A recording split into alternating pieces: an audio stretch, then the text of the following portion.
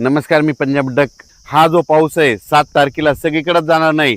काय होईल 8ला थोडा पुढं सरकार, 9ला पुढं, असा करत करत 14 तारखेपर्यंत तो महाराष्ट्राचा बऱ्याच भागामध्ये कव्हर करणार आहे.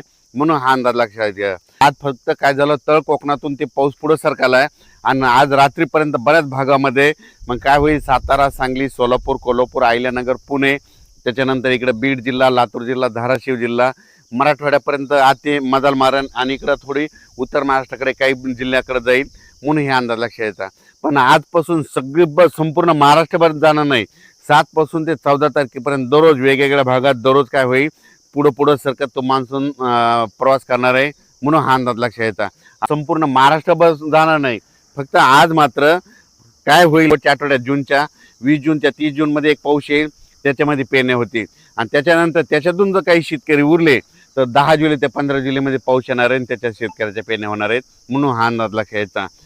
अचानक वातावरण बदल झाला. मान्सूनचा पाऊस आहे, तुम्हाला सांगतो की लातूर जिल्हा एक त्यांच्या पेरण्या लागतील, कारण की काल देखील खूप पडला आणि आणखीन तिकडे देखील आहे. धाराशिव जिल्हा, बीड जिल्हा, परभणी जिल्हा, नांदेड जिल्हा, हिंगोली जिल्हा, त्याच्यानंतर सोलापूर जिल्हा, सांगली, त्याच्यानंतर सातारा, कोल्हापूर, अहिल्यानगर, पुणे ह्या पट्ट्यामध्ये मात्र मान्सून चांगला सक्रिय होणार आहे.